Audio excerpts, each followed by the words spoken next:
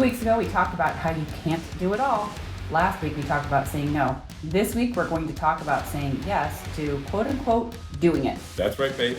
One of our favorite topics is sex, and I always like to joke that I get to sleep with the hot boss and the HR department doesn't care. But even though we're teasing people this episode with the idea that sex is best when you aren't in debt, which is absolutely true, what we're really talking about is how life is so much better when you don't have debt. We're pulling from my soon-to-be released book entitled The 7 Disciplines of Uncommon Freedom. Specifically, we're going to be talking about Discipline 2 from Chapter 4, which is Master Yourself, Master Your Wealth, kind of like Master of Your Domain from Seinfeld, right? Clever title. Can't Stay with us to the end, though, to get to our top 5 list of books, which helped us become multimillionaires by the time we were 40 years old. Yeah. All right. Finances, or the lack thereof, is a leading stressor in marriage. I think many people are aware of that. So more money doesn't guarantee less stress if you don't have good habits. And many times more money means your problems have zeros behind them.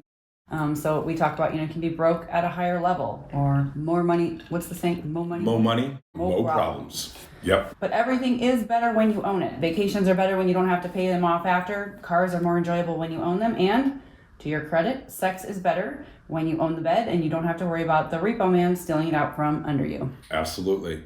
Bottom line is, folks, when you go on a vacation and you're stuck having to pay the bills for it, other than paying off the credit card, but if you're not going to be able to pay that credit card off, if you're going to be making interest payments on a vacation, number one, that vacation is costing you way more than you thought it was. Right. But number two, it just decreases from the enjoyment that you can have. Everything is better when it's paid for when you don't have debt. So we just really want to encourage you. The house is more enjoyable. Like Dave Ramsey says, the grass under your feet feels better when you own the grass and you've paid off the mortgage. Yeah. That's why he talks about having a barefoot backyard barbecue when you pay off your mortgage. And let's face it, if you're renting your bed from Rent-A-Center, do people really do that? Yes, they do. When They I was a rent police their officer, mattresses? you Please would tell be me no. shocked. That's really gross. People can rent just about everything. Oh, I think that's sketchy. I mean, I've even seen these clothing services where you're basically, have you ever looked into these clothing, like wardrobe type services where they deliver but I'm stuff? sure they clean stuff in between people. I'm sure. But I don't do that. No, I don't. Yeah, I don't. That is just way too personal and... But I know people that do, and it rents a runway, and it works out great. Okay, But got they it. probably, I'm sure they clean everything in between. They're not renting underwear, are they? I don't think so. I hope not. I mean, the only people that wear underwear on the runway are the models at those sleazy shows. So average people are, If you can't Okay. afford your underwear, we need to have a different discussion. I would agree. Yeah.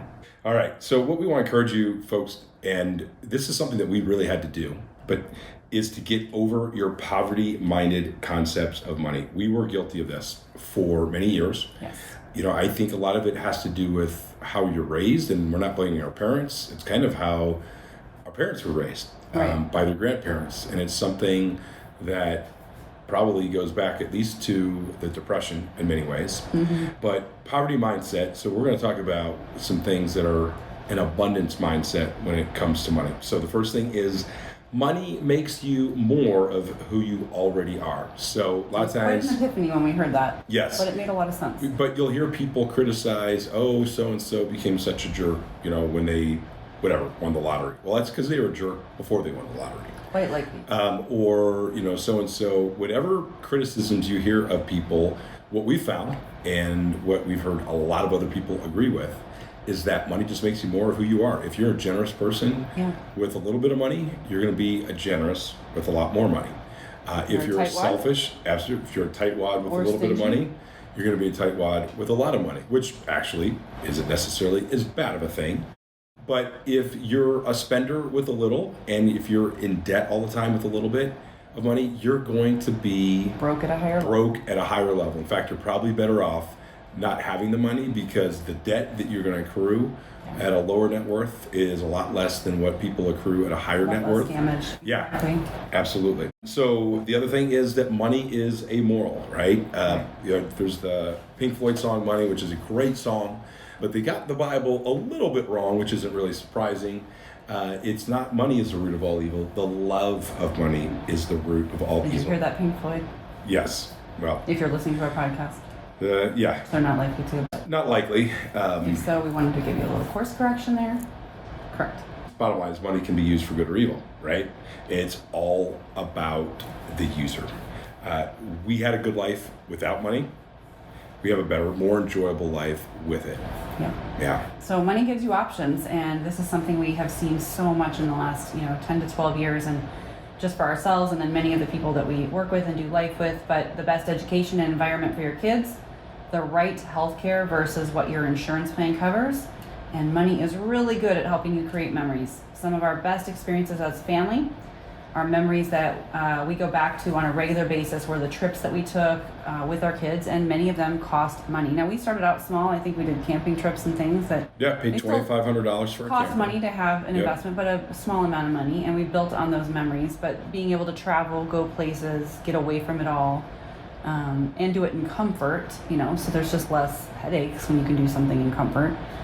Those have created some really awesome, lasting memories for us. Yeah, and we talk about options, we talk about margin. I remember when we took that trip with the boys, that train trip, we took the train up to Tacoma, Washington. I think there was a motocross show, Not a crash, but motocross show up there, and took the older boys. Dylan was younger, and I know we still have lots of pictures from that. It was a good family time. Yeah. And I remember we checked in, it was you and me, 3 boys. We checked into a hotel room that had 2 queen beds, and we looked at each other like, this is going to suck. Get any sleep? No. Because they were little. I mean, yes, they were probably 7 and under. Yeah, maybe 8 and under. So, 8, 6, and 5, something like that. And listen, if you've ever had young boys elementary age, they have a lot of energy. Yes. And honestly, the bigger and older they get, the more they screw around and, Yeah. just bigger bodies and small brains. I mean, we didn't go on lots of vacations, but I stayed at a handful of hotels with my parents growing up, and we were a family of 6. One hotel room. Packing the sleeping mat. Sleeping on the floor. And 6 of us, 1 hotel room, 1 bathroom. It can be done. And we know that third world people live in houses that big. But boy, if you don't have to live like that, it's a lot better to not. And I remember we checked into that hotel room. It was like a Holiday Inn Express or something. I don't even know how you guys could last with 1 bathroom with as much as boys go to the bathroom. It's crazy. It's tough. Girls cramp, but boys go to the bathroom, and yes. they've been there a long time. Yes. So we checked into this hotel, and we let's go get a second room. And that was like... Oh, I don't remember that. Oh, yeah. Like I remember it was a big step. I mean, Taste of freedom. I was probably the first Tinter/McBrayer to ever, have 2 rooms for the family. I mean, just realistically, I bet my grandparents probably didn't do it. I'm sure that your parents didn't do it. And go on a lot of vacations to hotels. Yeah, but it was a game changer to just have some margin in our budget to be able to have a second room. And it added so much to the quality of enjoyment that we had on that trip. The other thing that we've had a lot of conversations, we've been there, but I think it's easy to settle when things are okay. Mm-hmm. But when you hit a crisis is when you realize, boy, I really wish I had more margin. Right. And we were there when I had my back injury in 2007, where it was like, we couldn't afford, we didn't have options. And we've had so many conversations with people with whether it's, the healthcare is very common, where it's like, well, my insurance, I want to go to this counselor, my insurance only, they're out of network. I want to go to this dentist. The one I go to is an absolute, cold jerk, and he's not good with kids. Well, the one you want to go see is out of network. Right. And it is such a blessing to be in a spot where you just pay for the care you need. If insurance covers it, great. But let's face it, a lot of, we're all about holistic, natural options as well. Most of that isn't covered. Right. And having the option to do that is a huge blessing. So we just want to encourage you, folks, get out there, create the margin, do the side hustle, whatever it takes, so that when bad things happen, because most likely they will, you're not stuck between a rock and a hard place. Exactly. So we want to go over the 4 steps towards uncommon financial freedom. And they're simple, but not easy. So step 1 is to get out of debt. No debt except your mortgage, ideally 25% or less of your income. Yeah, so debt is a bad thing. I would recommend, like Dave Ramsey, you're going to hear me talk about him a lot. Well, time out. We got to plug this because it's just so cool. So if you are listening to this very soon, Kevin Tinter is going to be on the Entree Leadership Podcast with Dave Ramsey. Just as a call-in guest. In December. And I don't know when they, I don't know. But at some point that will exist, which is just pretty cool. So. Pretty excited about that, yes. But Dave Ramsey talks about the fact that the problem with debt is that it's like a snake. And if you play with snakes long enough, you're going to get bit. So there's a lot of people who are able to use other people's money. Yeah. And there's a lot of, billionaires that mortgage things. But I think for the average human, the average American, it's a risky way to do things, is to leverage things, to invest, and to try and make money. The bottom line is, if you don't have debt, you can't get bit by that snake. So the debt tends to assume that things will stay the same or improve, right? I remember hearing about these people buying, $600,000 townhomes in California when I lived there in 2004. And, they're not putting any down payment or minimal down payment. They're doing interest-only loans. And then they're flipping them 2 years later, making money until they're not. And that's the risk, is that debt just assumes that that things are going to either stay the same or go up until you have some type of crisis. And then that's when you end up getting evicted, having to do short sales, which can haunt you for years, if not decades. So absolutely. So under the getting out of debt, step one, the other thing besides just assuming that debt is not going to be good for you is to build up an emergency fund of 3 to 6 months of expenses. And you can do this little by little. The compound effect is real. What we find is when people don't store up in the good season, they struggle in the lean seasons. Yeah. And I mean, this is biblical. You think about Joseph and how he, yes, used God's wisdom based on the dreams that he had to, lead that household, lead that country by storing up during the profitable seasons. And then when the famine came, they were prepared. And a lot of people are in a famine right now financially, with the job market, with the economy, with the cost of goods right now. And unfortunately, many people have debt, and then they also have not created as an emergency fund. Yeah, so when it comes to your emergency fund, get to $1,000. I mean, set aside $50 a month, $100 a month, $200 a month. Get it to $1,000, then get it to $5,000 or $10,000. I mean, we were not making a lot of money when we had a $10,000 emergency fund, but I'm sure the statistics on how many people have a $10,000 emergency fund, it's a very small percentage, and then we built from there. So, and the other thing is, I would encourage everyone, every time you get a raise, increase your emergency fund. You will never regret having a bigger emergency fund than you need. Absolutely. And then the other reminder here is Dave Ramsey says that your income is your biggest wealth creation tool, especially when you aren't in debt. This is why, if you're a teacher or a police officer or fireman and you've been a great steward and you don't have debt, that's great. But this is why we talk about a side hustle, business, or doing something else, because it's very difficult to build wealth if you're only making $60,000 or $80,000 or even $100,000 a year. If you can increase your income significantly, go from $100,000 to $200,000 because of some type of side business, that will really accelerate your wealth building. And the reason to build wealth is so you have more options, you have more margin, and also so that you can have more fun with it, but also bless others with it. Be more generous, yeah. So step 2 is to get rid of what you cannot afford. Oh my goodness, the number of people that we have talked to who are in financial debt and struggling, but they have car payments and they own things that they don't have the money for. So if you wouldn't finance to rent something, don't finance to buy it.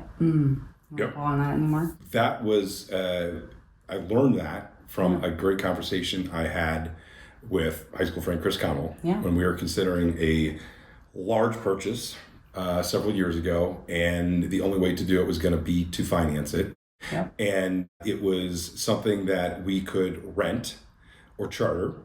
And he simply asked me, he's like, would you finance it to charter it? And my answer was an instant, obvious no. He's like, if you wouldn't finance it to charter it, then why would you finance it to buy it? I was like, bam, all of a sudden had tremendous clarity, even though there was all kinds of brokers and other people, internet gurus saying, finance it, blah, blah, blah, tax write-offs, this and that, and this and that. Yeah. And when he asked me that question, it was like a lightning bolt of clarity. And instantly it was like, duh, that's the correct decision. And we are so glad that we made the decision we made. Chris. Yeah.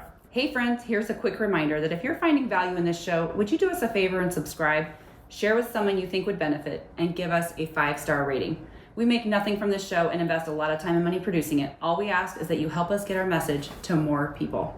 All right. Step 3, use cash and track your spending. So a lot of people are resistant to a budget, but a budget is merely deciding where your money will go ahead of time. It sounds restrictive, but really, if you think about it, it's actually kind of mapping out your finances, just like you would if you're going on a long trip. Right. Map it out. Don't just leave it up to chance. What it really should do is should increase your feelings of freedom because it allows you to prioritize what's most important as well as what's essential. It's really like scheduling your rocks in your calendar. So we talked about this just recently. Right. If going on a date is important, if having dates with our kids, spending time with that is important. We take 3 trips a year at least. We get those in the calendar. That is what a budget really is. It's like putting those rocks in. There's always ways to spend the money. There's always ways to blow the money. Right. But if you don't prioritize savings, retirement, saving extra for health, the mortgage and things like that, that's where you're going to end up in trouble. And if you want something to improve, you have to track it. So, we've talked a lot about this when we've talked about physical health, nutrition, fitness, things like that, sleep. But it's very true with our finances as well. So do you remember the fact that tracking everything works to improve it? Yes, are you asking me that for a specific Yeah. reason? You have a very accusatory tone. Well, so going back to the title of this, do you remember that we actually tracked how many times we had sex one year? We did that one time. We did. I don't even remember what the number was. Do we? Even I do. Tell the, I do. Maybe so it was a lot. It was 2005. Oh my gosh! You remember the year? I do. I'm good with numbers and dates. We lived in Okinawa, Japan. I'm sure of that. No kids. I thought it was ridiculous because we kept a little note card and a tally it was sheet. Yes, we did. But why did we do that? Why? Was it just for bragging rights for fun? You? For fun. Okay. But hey, God created marriage. God created sex. If you read the Song of Psalms, He's all about it. Be fruitful and multiply. Yep. So we are just getting all practiced up for the 3 kids in 4 years that we would have. That was cutting our sex back a little bit. But and it was the year of 2005. We were apart because I was still in the Marine Corps and I had several different deployments. We were apart for 3 months out of that year, and we still had sex 166 times. So I can't believe you just shared that. I did because we are claiming the video version of this. Healthy married sex back for God. Preach. Right? Yep. But bottom line is we tracked it. So we keep. I think we got to get back to tracking it. It's worth waiting until you find someone and get married, people. It is so much better, and I'll just tell you, it gets better as you age. What are your thoughts on public accountability? No.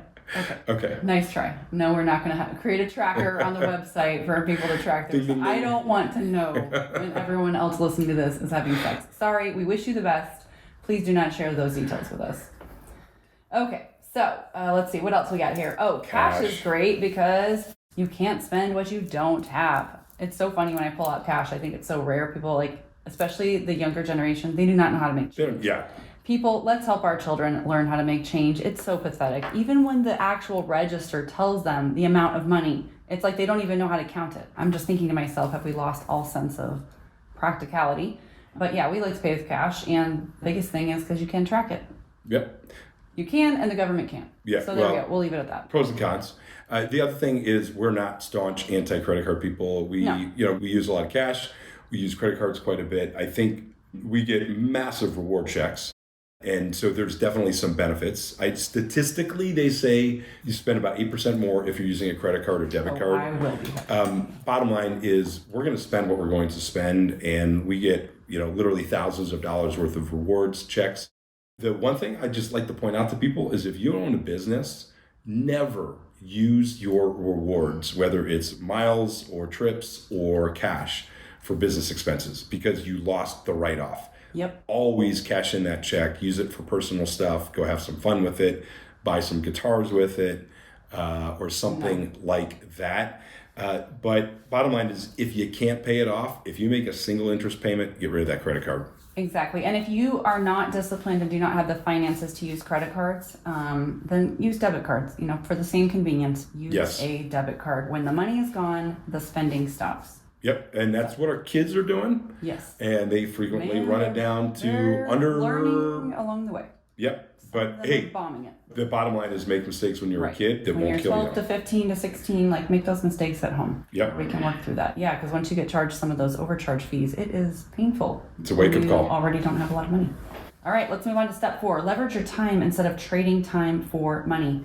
So we've already talked about this a little bit, but delegate tasks that you don't like if you can for less than you earn, and you can work extra to make money. So if you make $50 an hour and you can pay someone to clean your house for $20 an hour, work an extra 5 hours and you make an extra $150 and you come home to a clean house. This was a game changer for us when I finally said, hey, I want to pay someone to clean, like deep clean the house once a month is how we started.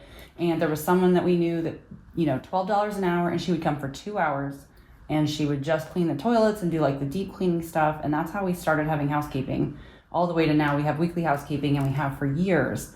But with that, and in parenting our kids so that we don't raise spoiled brats, our children clean their own rooms. They have weekly chores. And so the housekeepers are for us, not for our children. 100%. The other thing is when it comes to leveraging your time, remember that owning toys can be expensive. Consider renting our memberships if you can afford them. I recently talked to a friend a couple months ago who's got a membership with Polaris or something like that. So he has access to like razors and side-by-sides and four-wheelers and stuff. But he doesn't have to trailer them. He doesn't have to maintain them. Theoretically, is it maybe a more expensive way to go? I don't know. Like we joined a boat club this year. We sold our boat. We were able to have unlimited access to a boat that we used twice this summer for less than half of what we were paying just to have a slip. So just think outside the box. And the great thing is we had no maintenance, no hassle, no mess, no fuss. I mean, it really is a much better way to do a lot of things. All right, talk about tools. This is not my department, and I don't normally take care of the outside of the house, not because I can't, just because that was always your department before, a little bit of our roles, inside, outside, so. Yeah, What do you mean by that? I think there's a delicate balance between, having some basic skill sets. I mean, I think every man should be able to swing a hammer. And a woman could swing a hammer too. True, but if she's got a good husband, she should have to. I mean, let's face it. Can you swing a hammer properly? Sometimes. Not normally. 50%. We've built houses in Mexico. Okay. Well, you stick to painting. All right. I don't even do painting well. Well, there's lots of women who are great with it. I'm also not being good at some of these things. Maybe that's my problem, is I don't really want to be good at them. There you go. Some women are really good at them. I believe that every boy, every man should be able to swing a hammer and change a tire and change the oil. But people should know the difference in screwdrivers, because I know that. I totally agree. Yeah, and you should know how to change light bulbs and sew a button. That's more of a life skill. Absolutely. Write a check, even though they're pretty much outdated, but you probably still need to know that. Write a check, balance your budget or checkbook. That's old school. That is old school. So when it comes to tools, I understand the drive to do it yourself. My dad did everything himself. I think your dad did a lot of stuff. It's how our parents raised. But we had this epiphany, I did, when we lived in Okinawa. This was yours, yeah. And saw that, number one, they lived in much smaller apartments than we were used to. And they didn't have garages. They didn't have storage sheds. They really didn't have tools. I mean, they had a very basic toolkit. And that was because they paid the plumber, the electrician, the carpenter to do everything that they needed to be done. The tradesmen had all the tools they needed for the job. And what that did is it kept us from having to spend money. Like, if I get it, honestly, a tool as a gift to me is like giving you a vacuum or a pan. It's not a gift. It just means like, oh, great, now I have my own thing to do work with. It's not enjoyable. And I realize some people do enjoy that. But to me, tools are something you typically use to do work. And there's other things I'd rather do. Cancel the power saw. So the great concept was just like, wow, pay a pro who's really good at it. This way, I don't have to manage it. I don't have to go get a storage shed, organize it. I have basic tools. There's a lot of people with more than me, but I pay the pro, and then I don't have to deal with the hassle, and I also don't have to deal with the liability of fixing it. So it's just people listening might say we don't have the money to pay pros for everything, like 100%. You people or like Yes. other people. Yeah. What would you say to that? Well, I would say start where you can, because we also did a lot of things ourselves. We painted the first house we bought. We painted it inside and out. We did it. Yeah. I mean, you were on second-story ladders when we were pregnant. I don't even know if we knew it yet, but we did everything. And then we did the first sprinkler system. We've talked about this a little bit. Yeah, It was a a picture in the book disaster. about that. And we learned, okay, this is not worth it. You can find someone to do it. Yeah. Go work extra. This is where we go back to the delegating and go work overtime, pay someone else what you make or less, and you're still putting money in the bank, and you come home to a job that's complete. So we know that you're not going to be able to pay people to do everything. But if you're looking at doing something that requires an expensive tool, then that might be the job that you say, instead of me going and buying this, unless you can buy it and then sell it, buy it used and sell it after you're done with the job, pay someone else to do it. We know people that own multiples of the same tool. We do. There's Those a lot of people people. are very handy. There's a lot of But people that's a lot of who tools that they own store. multiples. Those- Absolutely. Yes. Absolutely. They're poor spouses. All right. You take the next one. Get into the business quadrant. So, great book that is on our list is the Cash Flow Quadrant by Robert Kiyosaki. But he really just talks about the fact that having some way to generate income with a business where you can leverage tax write-offs is a huge way to get ahead financially. So, But not necessarily to go into debt to do this type of a job. correct. Yeah. Taking out a $300,000 small business loan so you can open up a restaurant that is likely to close in 2 to 3 years is not what we're talking about. It's a great book, but just understand, we're not accountants here, but there's tons of advantages financially if you can leverage the legal tax deductions that are out there for businesses. And so that's just something to be thinking about and looking into. And if you read that book, that will give you some great guidance. Yes. So then we want to talk about giving generously. So we started by tithing 10% of our income and sponsoring a child through Compassion International when we were newlyweds. And in college, we were, in college, call it living on love, also living on some school debt, both working hard.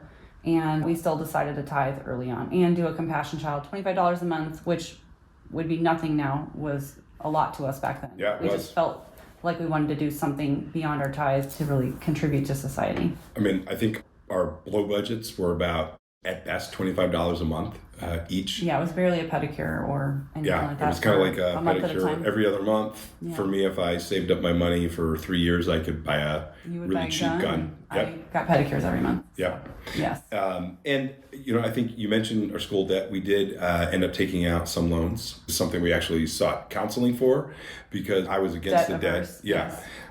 And ultimately, the guidance we got is, listen, you two are driven towards very specific careers that will allow you to pay off the amount of debt that we were taking out very quickly. And the commitment we made was we would live off of my income and use 100% of your income to pay off that debt. So the time that we had to start making payments, we were paid off in 1 year. So we don't want to come across as hypocrites or anything like that to people talking about not debt. We don't have it all figured out. No, we don't. And we learned. And in all honesty, that was the right decision for us at the time. I don't regret it, but it might have taken us 10 years to get through school if we'd done it a different way. Yeah, it could have. And time is a huge asset. So, all right. So this year we are tithing. So we started at 10% back in 25 years ago. Yes. And this year we're actually tithing roughly 50% of our gross. So that was something we started small. We've increased it every year for the last about 7 years. And we're super blessed, but we wouldn't have gotten to where we're at if we didn't start small. And I remember hearing stories about people living on, they're very wealthy, living on 5% of their income. And I remember saying, I want that to be me. Mm-hmm. So it is really fun. As much fun it is to spend money on things that you enjoy and to take trips that are memorable and a lot of fun. It is also really fun radically fun. I think it's Jody Gelly who calls it radical generosity. Is that what she calls it? Well, I know. I think it's Dave Ramsey talks about ridiculous generosity. Yeah. And this isn't to pat ourselves on the back, guys. We're just really trying to awaken everyone to what is possible when you create enough income to not only live on, but then to give in radical ways. And it's just really fun. When you can see a need, that's a significant need. A tangible need. And significant, not just pick up the meal. This is awesome if you pick up the meal for the person behind you, please, at In-N-Out. But we're talking about you see a significant need and you just cover it. Right. You just take care of it. Or you hear of a ministry that needs to fund something and you don't contribute to it, you cover the cost of it. It's more blessed to give than to receive. Like, we've experienced that, and we really want all of you to experience it as well. Yeah, one of our favorite things is the last couple of years for Christmas, we've taken foster group home kids shopping and just literally said, whatever you want. Like, we're going to be at the mall for a few hours. It's literally like, we hate going to the mall at Christmas time, but we love doing this. And just letting them buy clothes, shoes, bedding, whatever their needs are, whatever the foster home says that they are allowed to have. Basically, we fill their needs, and we don't even give them a budget. We just let them go. Yeah. And it's just, we don't do this with our kids. We've never done this with our and children. they buy things that kids are like, you're going to let them buy that? I'm like, yes, we're brand going new to pair let them of buy really that. nice, expensive ton of shoes, and it's like, absolutely, this is their one pair of shoes they get to buy. They can pick out whatever pair they want, and it's just been really, really fun to just spoil these kids that have a really hard home life. So yeah, it's awesome. All right, so last thing is our list, our top 5 books that helped us become multimillionaires by the time we were 40. So once again, this is not a get rich quick talk here, folks. We are not overnight millionaires. Basically, it took us 19 years to become overnight millionaires. Just like it took me 25 years to become an overnight success. But at the very top is The Total Money Makeover by Dave Ramsey. Beck, do you want to take number 2? Yep, The Automatic Millionaire by, is it David Bach? David Bach. Last Yep. name? Yep. And for the record, folks, I'm the financial guru in the family, so I Becca will has fully admit that I read have or not listened read, to some of these. Yes, but I've not read all of these. Yeah. Rich Dad's Cash Flow Quadrant by Robert Kiyosaki. Deduct Everything by Eva Rosenberg. And Think and Grow Rich by Napoleon Hill and Rosalie Beeland. That's a famous, legendary, old book. It's a classic, but it's a great book. Talks about the mindset. 50% of these are making my eyes roll back in my head, so I just want you to know, if you're not the financial person in your family, if someone is, perfect, but if you are by yourself, or neither of you are financially motivated or interested in financial education, do it anyway. I just get to be lazy in this department and let Kevin take it because he likes it and he's good at it, and I take other areas of our life, but yeah. All right, everyone. So as a quick recap, get a healthy mindset about money. Money isn't bad. It only makes you more of who you are. So if you don't like who you are right now, get that figured out before you build wealth. Oh, good. Get out of debt. Get out of debt. No more financing your cars. No more financing your furniture. No, your mortgage, okay, as long as it's 25% or less. But please, folks, stop making interest payments on student No more debt. immediate gratification. Yep. Allow yourself that delayed gratification. Yep. Get rid of what you can't afford. If you can't afford that boat, that car, whatever it is, it's okay. Paid for used is a great thing. Use cash and track your spending, and learn to leverage your time instead of trading hours for dollars. That's a huge thing. And then give generously. Please do not think that you're going to be a super generous person when you're a millionaire if you are not a generous person right now. Absolutely. How you do one thing is how you do most things. Bam. And that is Bam. Something we have seen in life so often. I'm sure it's true about us as well. But again, how we do most things is how we do one thing is how we do most things. So it just means that you generally habit tracks in your life that you follow. And so if you think you're just going to be drastically different when you have a lot of money, it's quite unlikely. Yep. All right, everyone. We hope you enjoyed this episode as much as we did. If you want to make a commitment to tracking how many times you're going to have sex with your spouse No, please do not. this year, Make a commitment. Don't share make a with us. commitment and share with us at the end of 2024, because we want to reclaim sex for the way that God intended it, right? Okay. But leave us a comment about what area you need to focus on financially the most. And then remember, my first book, The 7 Disciplines of Uncommon Freedom, is our blueprint for success and will be available on Amazon and Audible on November 7th. By the way, just finished recording the Audible version this week. It was a ton of fun. I hear some people hate doing it, but I actually really enjoyed it. And we will be highlighting more topics from the book over the coming weeks. So make sure you subscribe to this podcast to ensure that you never miss an episode. We'll see you next week. Take care.